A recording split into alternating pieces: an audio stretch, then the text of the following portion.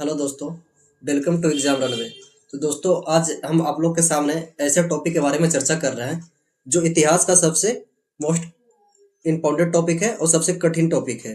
अगर इस टॉपिक को आप लोग अच्छे से समझ लेते हैं तो आपको भारतीय इतिहास से संबंधित सारे फैक्ट को याद करने में और भारतीय आधुनिक भारत के इतिहास को समझने में बहुत हेल्पफुल होगा। तो दोस्तों, आप किसी भी एग्जाम की तैयारी कर रहे हैं, यूपीपीसीएस हो, बीपीएससी हो या किसी स्टेट एग्जाम का तैयारी कर रहे हैं या वनडे एग्जाम की तैयारी कर रहे हैं, तो ये वीडियो आपके लिए महत्वपूर्ण होगा। यहाँ से डायरेक्टली डायरेक्टली आपको 8 से 10 क्वेश्चन देखने को मिलेगा। अगर इस टॉपिक को अच्छे से समझ लेते हैं तो मॉडर्न हिस्ट्री का एक अच्छा सा रोड मैप तैयार हो जाएगा।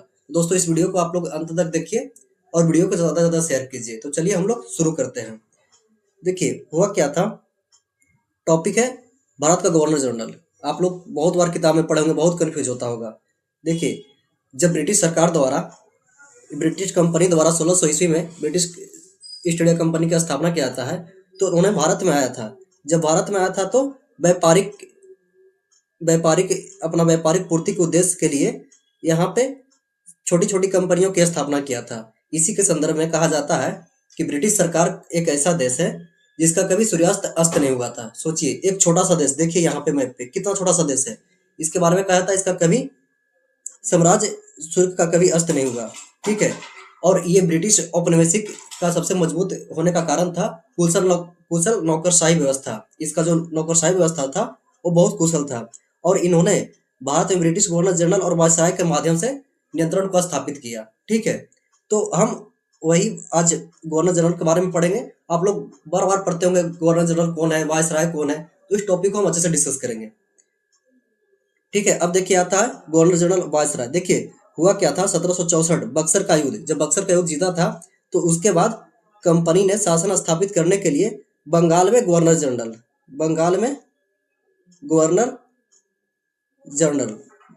स्थापित करता है। तो याद रखिए, पहली बार क्या हुआ था, बंगाल में गवर्नर जनरल। तो बंगाल में गवर्नर जनरल थे वो रॉबर्ट क्लाइव थे। इसको ध्यान रखिएगा। बंगाल में गवर्नर जनरल स्थापित किया और पहला गवर्नर जनरल थे रॉबर्ट क्लाइव। और जब रॉबर्ट क्लाइव यहाँ पे बंगाल में गवर्नर जनरल थे तो अन्य प्रेसिडेंसी जो महाराष्ट्र था, ये वाला क्षेत्र देखिए, ये आपको हो गया महाराष्ट्र, ये हो गया मद्रास, और महाराष्ट्र, मद्रास और ये बंगाल, तीनों का अपना अपना क्षेत्राधिकार था। तीनों एक दूसरे से अलग थे और तीनों अपना अपना कंपनी के माध्यम से शासन कर रहे थे। तो इसी के तहत इसके बाद होता क्या है, 1773 रेगुलेटिंग एक्ट पारित किया जाता है। आपको संवैधानिक विकास में हमने पढ़ाया है, उस वीडियो को देख लीजिएगा, पॉलिटी से जो वीडियो है। ठीक है। वो क्या था, 1773 का रेगुलेटिंग एक्ट। इसके बाद क्या हुआ, बंगाल का जो गवर्नर जनरल था ना, उसका नाम बदलकर बंगाल का गवर्नर जनरल कर दिया। पहले गवर्नर सिर्फ था, गवर्नर से हो गया गवर्नर जनरल। ठीक है। और पहले गवर्नर जनरल थे वारेन हेस्टिंग्स। ध्यान रखिए, बंगाल का गवर्नर कौन थे, रॉबर्ट क्लाइव। और उसके बाद इसको शक्तियों को विस्तार किया जाता है और बंगाल का अब गवर्नर जनरल किया जाता है। तो इनका पहला वाइस ये गवर्नर जनरल था वारेन हेस्टिंग्स। ठीक है। और इसी के माध्यम से 1773 के माध्यम से मुंबई एवं मद्रास को बंगाल के गवर्नर जनरल के अधीन कर दिया। देखिए, मुंबई और महाराष्ट्र जो था ये अलग था, मद्रास जो था ये अलग था। कब, ये बंगाल का गवर्नर जनरल के बंगाल के जब सिर्फ गवर्नर था, और जब बंगाल का गवर्नर जनरल किया जाता है तो इनकी शक्तियों को बंगाल के गवर्नर जनरल के अधीन कर दिया जाता है। थोड़ा यहाँ कंफ्यूजन होगा, लेकिन ध्यान से सुनिए। पहले बंगाल का गवर्नर आता है, वो सिर्फ बंगाल का शासन स्थापित करता है। उसके बाद बंगाल 1773 रेगुलेटिंग एक्ट के तहत बंगाल के गवर्नर जनरल को आपको मद्रास मुंबई प्रांत की शक्तियां 1773 रेगुलेटिंग एक्ट के तहत बंगाल के गवर्नर जनरल नए पद की स्थापना किया जाता है और इसके तहत शक्तियां इसको सौंप दिया जाता है। तो पहला हमारा गवर्नर जनरल हो गया कौन, वारेन हेस्टिंग्स। ठीक है। अब उसी के संदर्भ में आता है भारत का गवर्नर जनरल। जब ब्रिटिश सरकार अपना शासन स्थापित करते रहता है तो 1833 का चार्टर अधिनियम से अब बंगाल के गवर्नर जनरल को कर दिया गया भारत का गवर्नर जनरल। पहले सोचिए, सिर्फ बंगाल का गवर्नर था, फिर बंगाल का गवर्नर जनरल कर मद्रास और महाराष्ट्र को शामिल किया गया। उसके बाद बंगाल के गवर्नर जनरल को भारत का गवर्नर जनरल कर दिया गया। ठीक है। और भारत के पहले गवर्नर जनरल थे विलियम एटेक्स। अब इसी के बाद क्या होता है, 1857 का महान विद्रोह होता है। तो 1857 का महान विद्रोह के बाद ये जो भारत का गवर्नर जनरल था उसको ब्रिटिश ताज से सीधे नियंत्रण में आ गया और भारत शासन अधिनियम 1858 के तहत भारत का वायसराय नाम दिया गया। इसको ध्यान रखिएगा। तो दोस्तों, ये सब टॉपिक को हम लोग अच्छे से पढ़ेंगे। आप लोग जब भी पढ़ते होंगे यहाँ से क्वेश्चन देखने को मिलता होगा क्रम। ठीक है, वेलेज़ली का क्रम दे दिया, डलहौजी का क्रम दे दिया, लॉर्ड विलियम बेंटिक का क्रम दे दिया। यहाँ कोई भी एग्जाम का आप क्वेश्चन उठा के देखिए, यहाँ से डायरेक्टली क्वेश्चन मिल जाएगा क्रम देखने के लिए। तो पहले हम क्रम को याद करेंगे और इनके दौरान इनके शासन काल में क्या क्या कार्य किए गए उसको देखेंगे। तो चलिए हम लोग इसको ट्रिक के माध्यम से देखते हैं। तो हमारा ट्रिक है वार कर जॉन। जॉन जो है उसको कह रहा है वार कर जॉन, वेल मोटू फिर अमूल बटर ले आया। ठीक है, ये इसको आप लोग घोर के पी जाइए, इसको 2-3 बार देखिए, रिलेट कीजिए, यहाँ से आपको बहुत हेल्प मिलेगा। ये क्या है, वार कर जॉन, वेलू मोटू फिर अमूल बटर ले आया। तो चलिए, वहां से है वारेन हेस्टिंग्स, का से है कॉर्नवालिस, और जॉन से है जॉन शोर, वेली से वेलेजली, और मोटू से मिंटो प्रथम, और फिर से फ्रांसिस रॉड हेस्टिंग्स, और अमूल से है अरमहस्ट, और बटर से विलियम बेटिक्स। ये लाया यहाँ साइलेंट है। तो बंगाल का गवर्नर जनरल क्या हो जाएगा, वेरी इंपॉर्टेंट, बंगाल का गवर्नर जनरल वार कर जॉन वेलू मोटू फिर अमूल बटर ले आया। फिर आप लोग रिपीट कीजिए, इसको ध्यान रखिए, ये आपको क्रम वेरी इंपॉर्टेंट है। अगर यहाँ से क्रम याद आता है 50% आपका क्वेश्चन का सोल्यूशन हल हो जाएगा। तो चलिए हम लोग आगे देखते हैं। और आगे हमारा क्या ट्रिक था, ये सिर्फ बंगाल का गवर्नर जनरल था। अब भारत का गवर्नर जनरल के लिए क्या ट्रिक है, बटर और ब्रेड हनी डाला कौन, कह रहा है बटर और ब्रेड हनी डाला कौन। ठीक है, इसको भी ध्यान रखिए। तो चलिए हम लोग एक एक ट्रिक को डिकोड करते हैं और उनके कार्य को समझते हैं। देखिए, यही 1773 से 1833 बंगाल का गवर्नर जनरल, रेगुलेटिंग एक्ट के बाद बंगाल का गवर्नर जनरल बना दिया गया। इसको ध्यान रखिए। भारत का गवर्नर जनरल विलियम बेटिक्स और वायसराय, देखिए पद एक ही है, बस समय के साथ नाम बदला है। उनका पद एक ही है, शक्तियों का विस्तार कम किया गया और उनका नाम बदला गया। ठीक है, तो हमारा ट्रिक क्या था, वार कर जॉन फिर मोटू अमूल बटर ले आया। तो Warren Hastings, Cornwallis, sir John Shore, Wellesley, Minto प्रथम, फ्रांसिस फॉल हेस्टिंग्स, एमहस्ट और विलियम बेटिक्स, इसको ध्यान रखिए। तो हम लोग देखते हैं पहला वारेन हेस्टिंग्स 1773 से 1785। यहाँ से देखिए बहुत क्वेश्चन आता है, आप लोग पढ़े होंगे, यहाँ से क्वेश्चन बहुत आता है। तो इनको देखते हैं सुधारात्मक कार्य क्या क्या किया इन्होंने। ठीक है, तो 1773 में पिट्स इंडिया एक्ट 1784 पारित किया। रेगुलेटिंग एक्ट 1773 किनके काल में आया था, विलियम हेस्टिंग के काल में। इन्हीं के काल में क्या था, पिट्स इंडिया एक्ट 1784। ठीक है, और 1774 में कलकत्ता में सर्वोच्च न्यायालय की स्थापना किया गया। वेरी इंपॉर्टेंट, ये मैंने आपको पिछले क्लास में बताया था। 1774 में क्या किया गया था, कोलकाता सर्वोच्च न्यायालय की स्थापना। ठीक है, सुप्रीम कोर्ट की स्थापना। इनका न्यायाधीश क्या थे, मुख्य न्यायाधीश, आप लोग को मैं बताया था। आप लोग रिवीजन कर रहे हैं तो उसको कमेंट में जरूर कीजिए। ठीक है, आप लोग कमेंट में इसको जरूर बताइएगा। अगर जो बच्चे नए हैं उनके लिए मैं बता दे रहा हूं, ये थे कौन, ये सर एलिजा एम्पे, ध्यान रखिएगा। पहला गवर्नर जनरल कोलकाता का सर एलिजा एम्पे।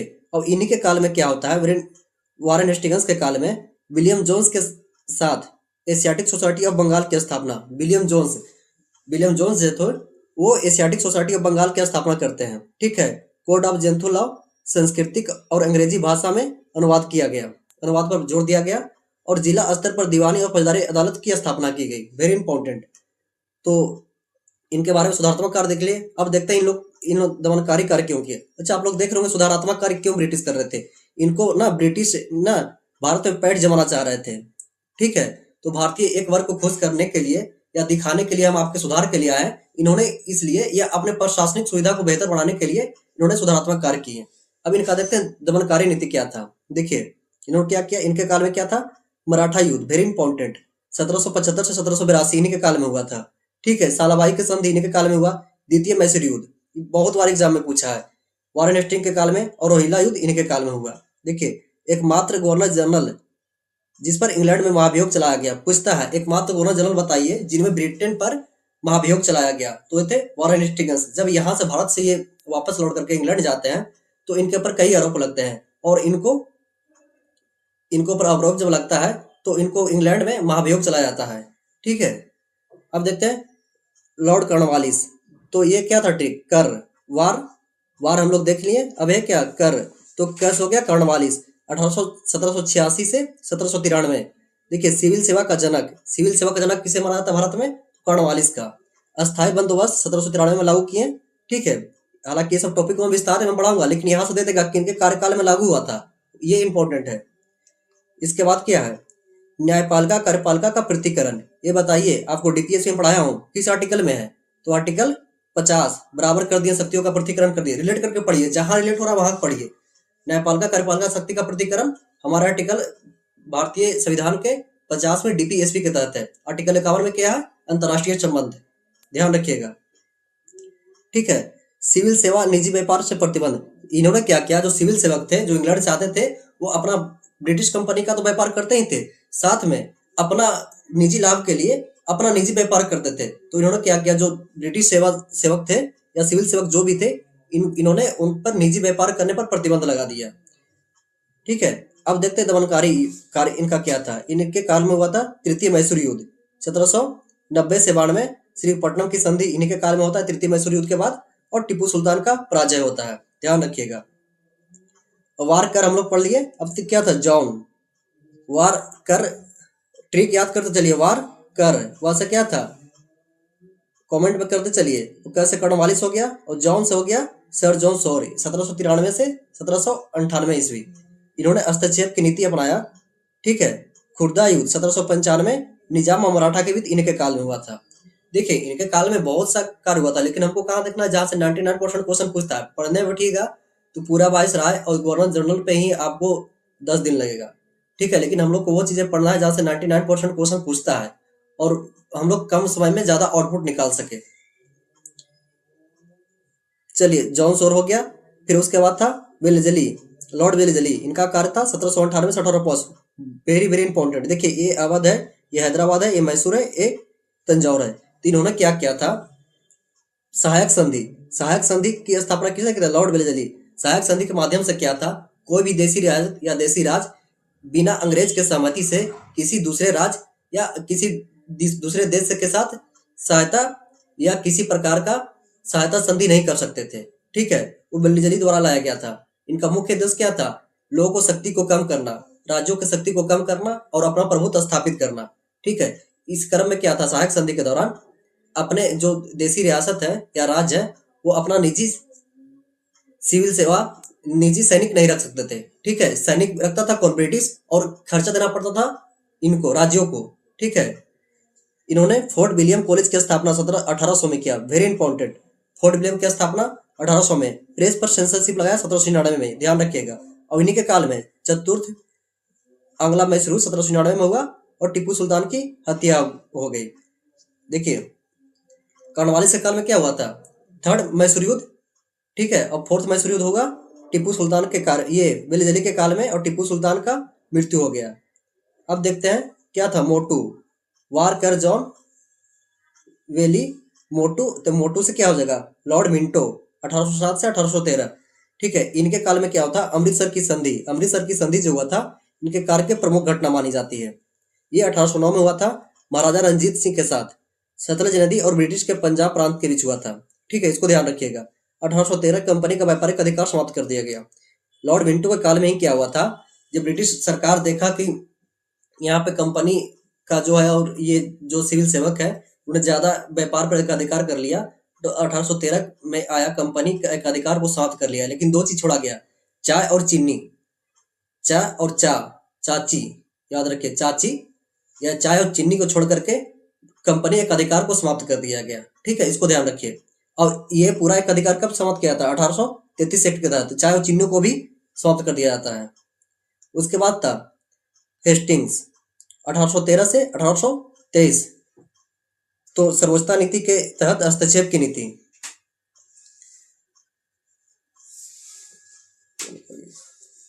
सर्वोच्चता नीति के तहत हस्तक्षेप की नीति त्याग दिया। ठीक है।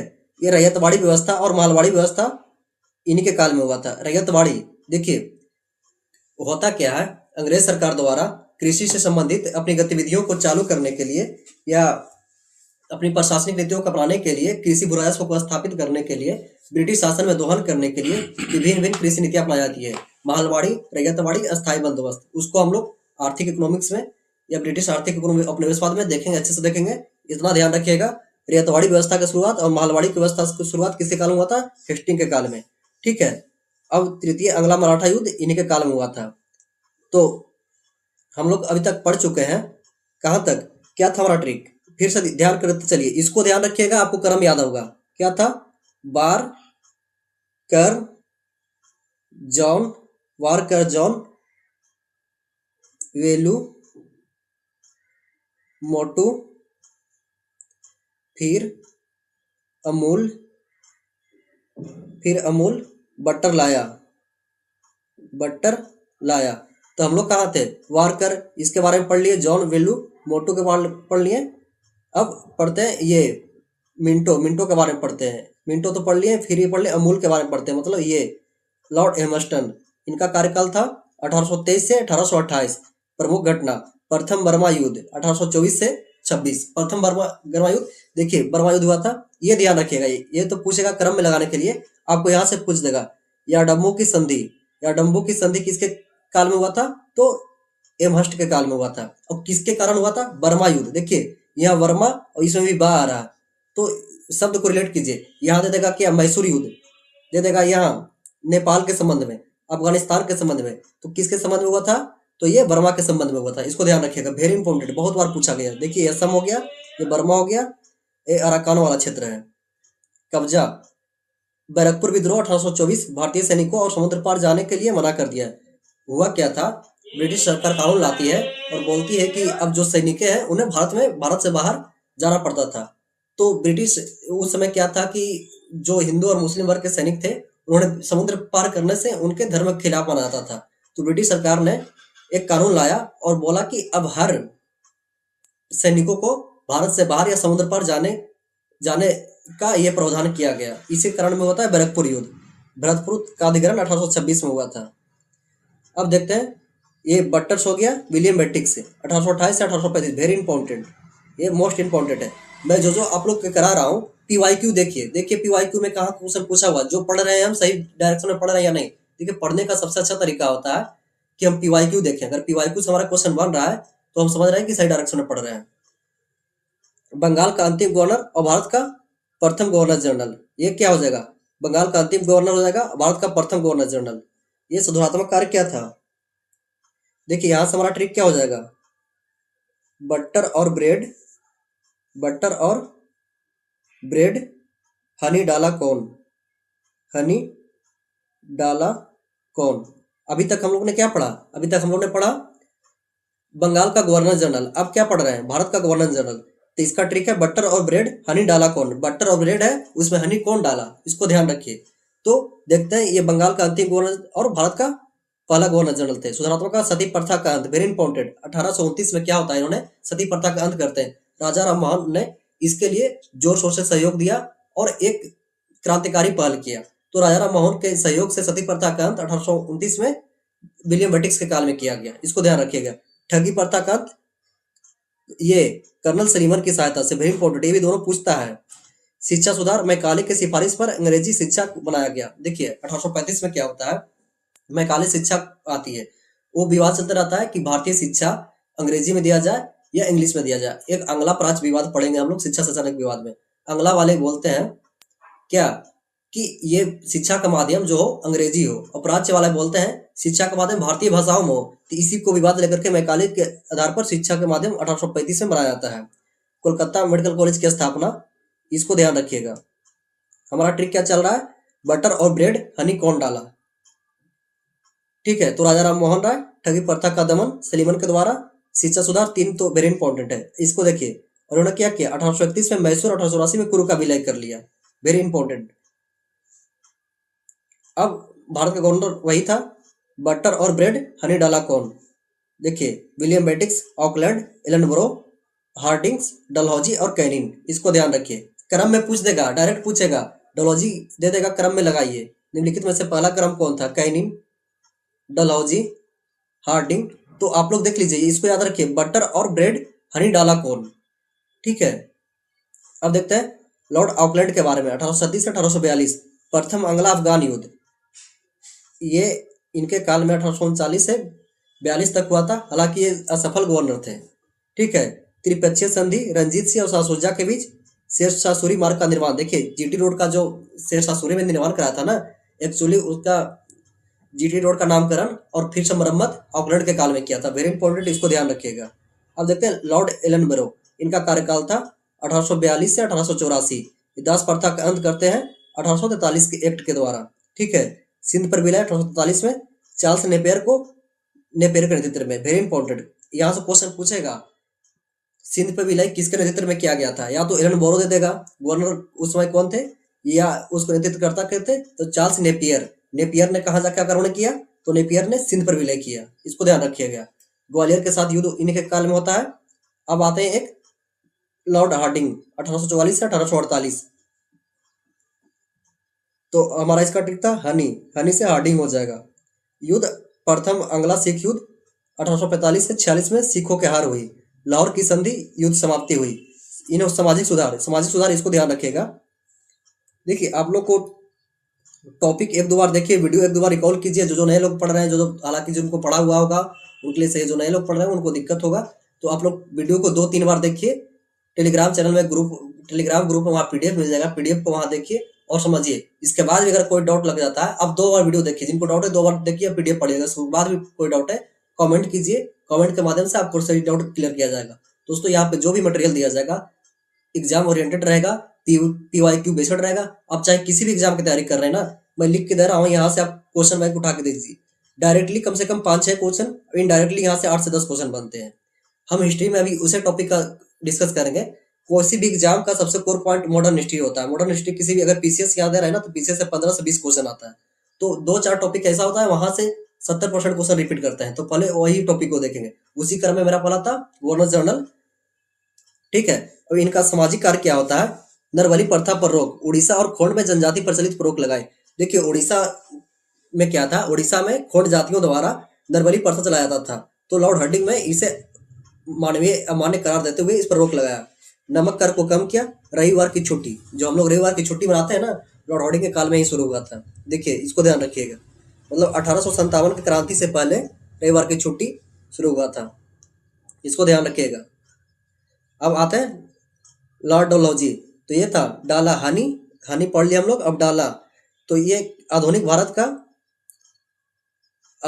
का निर्माता इनको कहा जाता है। देखिए इन्होंने क्या किया था, इन्होंने 1853 में प्रथम ट्रेन चलाई थी, कहाँ, मुंबई से थाने तक। हालांकि भारतीय इतिहास में कहा जाता है ब्रिटिश काल द्वारा शिक्षा और जो भी रेलवे का विकास हुआ वो अनचाहा परिणाम था। उनका मकसद कुछ और था, ठीक है, लेकिन अनचाहा परिणाम क्या हुआ, राष्ट्रवाद का विकास। तो अनचाहा परिणाम था ये, उनका ये नहीं था कि हम भारत में विकास करेंगे। उनका कार्य था अपने व्यापारिक नीतियों को कैसे सुविधाजनक बनाया जाए। तो 1853 से 53 में हुआ था मुंबई से थाने तक पहला रेलवे संचार टेलीग्राफ लाइन टिकट पहली बार शुरुआत हुआ था।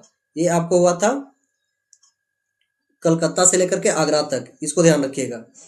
लोक निर्माण विभाग की स्थापना, वेरी इंपॉर्टेंट। और उन्होंने विस्तारवादी नीति अपनाई थी। विस्तारवादी नीति इनका पढ़े होंगे आप लोग, ये बहुत बार पढ़े होंगे।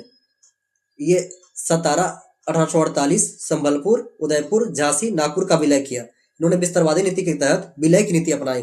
तो विलय किसको किसको किया, पंजाब को, अवध को ये कुशासन के आरोप पर लगाया, सतारा को, झांसी को रानी लक्ष्मीबाई विलय करते हैं ना, यहीं से रानी लक्ष्मीबाई क्रांतिकारी की अगुवाई करती है। 1857 क्रांति में ये करती है, क्योंकि इनका राज अपने प्रभुत्व में विलय कर लिया था। झांसी, नागपुर, देखिए अवध को कुशासन के आरोप पर, यहाँ से ऑप्शन दे देगा क्या विलय की नीति के तहत, नहीं, व्यापक के सिद्धांत के तहत किसको किया गया था, ये सतारा, संबलपुर, झांसी, नागपुर और उदयपुर को। लेकिन कुशासन के आरोप पर किसे किया गया था, अवध को। अवध पे किया गया कि वहां का जो राजा है वो बहुत लोगों पर शासन या को अत्याचार कर रहे हैं, तो इसके आधार पर इन्होंने इसको विस्तार किया। द्वितीय अंग्ला सिख युद्ध इन्हीं के काल में हुआ था। अब देखते हैं लॉर्ड कैनिंग क्या था, हमारा ट्रिक क्या था, बटर और ब्रेड, हनी, डाला, कॉर्न। तो डलहौजी हम पढ़ लिए। अब हम लोग कौन पे आते हैं, कैनिंग। तो कैनिंग के काल में देखते हैं, इन्होंने 1856 से 1858 तक के कार्यकाल रहा। भारत के अंतिम गवर्नर जनरल और प्रथम वायसराय। देखिए अब क्या था, पहले भारत के वायसराय गवर्नर जनरल था, ठीक है। इसके पहले क्या था, रिकॉल कीजिए। पहले आता है शासन कंपनियां स्थापित करने के लिए बंगाल का गवर्नर जनरल, नहीं बंगाल का गवर्नर जनरल तो बाद में होता है, बंगाल का गवर्नर, उसके बाद रॉबर्ट क्लाइव, उसके बाद होते हैं वारेन हेस्टिंग्स, बंगाल का गवर्नर जनरल, बंगाल का गवर्नर के बाद बंगाल का गवर्नर जनरल, उसके बाद बंगाल का गवर्नर जनरल हो गया, फिर उसके बाद भारत का गवर्नर जनरल। याद कीजिए, बंगाल का गवर्नर, भारत का, फिर बंगाल का गवर्नर जनरल, फिर भारत का गवर्नर जनरल। अब क्या हो गया, अब वायसराय, ये भारत का अंतिम गवर्नर जनरल होते हैं और प्रथम वायसराय होते हैं। 1857 का महान विद्रोह सुधार विधवा पुनर्विवाह अधिनियम 1856 में ईश्वर चंद्र विद्यासागर प्रश्न से। देखिए उस समय क्या था ना, विधवा से पुनर्विवाह करने की अनुमति नहीं थी। अब विधवाओं को पुनर्विवाह करने की नहीं थी। सती प्रथा जैसे ये हालांकि सती प्रथा का अंत 1828 में कर दिया गया था, हम लोग अभी पीछे पड़े हैं, लेकिन तब पर भी विधवा पुनर्विवाह ये नहीं था। ठीक है, अभी भी देखते होंगे हमारे समाज में विधवा पुनर्विवाह लेकर के काफी असमंजस है। इसको लेकर के समाज में वाद विवाद चलते रहता है। तो ईश्वर चंद्र विद्यासागर के सहायता से विधवा पुनर्विवाह अधिनियम 1856 को समाप्त किया गया। विश्वविद्यालय की स्थापना 1857 में कलकत्ता, मद्रास, बम्बई में किया गया है। भारतीय दंड संहिता तैयार किया गया। राजनीतिक बदलाव क्या किया गया? देखिए, भारत सरकार अधिनियम 1858 ईस्ट इंडिया कंपनी को समाप्त कर दिया गया। महारानी विक्टोरिया को प्रत्यक्ष शासन। 1857 के क्रांति विद्रोह के बाद, 1857 के महान क्रांति के बाद हुआ क्या, बड़े स्तर पर राजनीतिक शुरुआत किया गया और भारत सरकार अधिनियम 1858 लाया गया। ईस्ट इंडिया कंपनी का शासन समाप्त करके शासन जो था वहां ब्रिटिश के रानी महारानी थी, क्राउन के अंतर्गत दे दिया गया। अभी भी हम लोग पॉलिटी में पढ़ते हैं, ब्रिटिश का जो राज व्यवस्था, संसदीय व्यवस्था है, उसमें जो गणतंत्रात्मक नहीं है, वंशगुणत है। हमारे यहाँ गणतंत्रात्मक व्यवस्था है। क्यों? क्योंकि राष्ट्रपति का चुनाव होता है, वहां राष्ट्रपति का चुनाव नहीं होता है। वहां का महारानी जो रानी होती है, महाराजा होते हैं, वही शासन करते हैं। वंशगुणत उन्हीं का पीढ़ी शासन करते आ रहा है। हालांकि अभी भी उदारवाद है, लेकिन शासन करते हैं, लेकिन उदारवाद तरीके से करते हैं। ठीक है, ये देखिए आप लोग, वही ट्रिक है, इंडियन एरा, बंगाल एरा, फिर हुआ था 1600 ईस्वी में व्यापारिक कंपनी के रूप में 1858 तक पूरे भारत में राजनीतिक नियंत्रण स्थापित किया। तो दोस्तों, हमने कोशिश किया कि आप लोग को अच्छे तरीका से भारत का गवर्नर जनरल और भारत का वायसराय और बंगाल का गवर्नर याद करा दिए। आप लोग याद कीजिए, फिर से रिकॉल कीजिए। पहले आता है बंगाल का गवर्नर, ठीक है, फिर आता है बंगाल का गवर्नर जनरल, फिर आता है भारत का गवर्नर जनरल, फिर भारत का वायसराय। ठीक है, तो हम लोग भारत का गवर्नर जनरल तक पढ़ चुके हैं और भारत का वायसराय अगले वीडियो में देखेंगे। तो आप लोग वीडियो को देखने के लिए हमारे चैनल को सब्सक्राइब करें। वीडियो अच्छा लगे ज़्यादा से ज़्यादा शेयर कीजिए। आप लोग को मेरे प्रयास कैसे लग रही है कमेंट में कीजिए, चीज़ें समझ में आ रही है। थोड़ा सा भी अगर आपको हेल्पफुल लग रहा है तो वीडियो को लाइक कीजिए। धन्यवाद।